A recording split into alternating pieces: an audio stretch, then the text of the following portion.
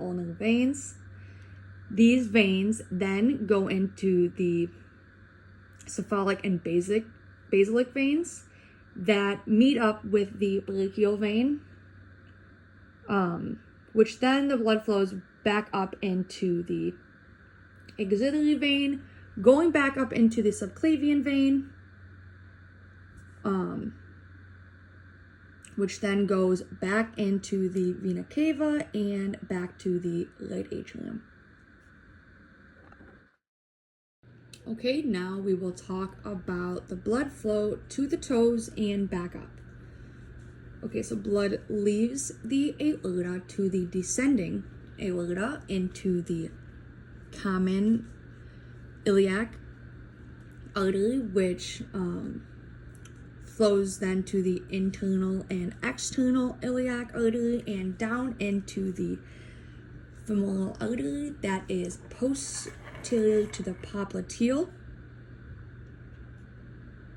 and then that splits off into the posterior and anterior tibial, and then that flows into the dorsal pedal arteries into the feet. This then goes into the arterial arch and then into the digital arteries. Now, blood flow back begins with the blue digital veins to then the venous arch up into the anterior and posterior tibial veins.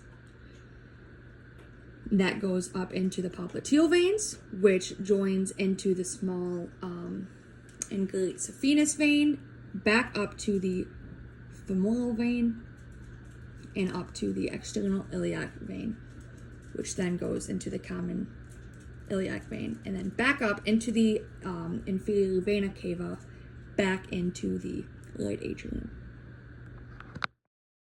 Okay, and now we will talk about how blood flows to the head and back. So it begins in the aorta and goes to the left common carotid artery, up into the internal and external carotid arteries. The external supplies blood to the face, and the internal supplies blood to the circle of Willis. It then leaves and goes into the internal and external jugular veins, then goes to the brachiocephalic and back to the superior vena cava, back to the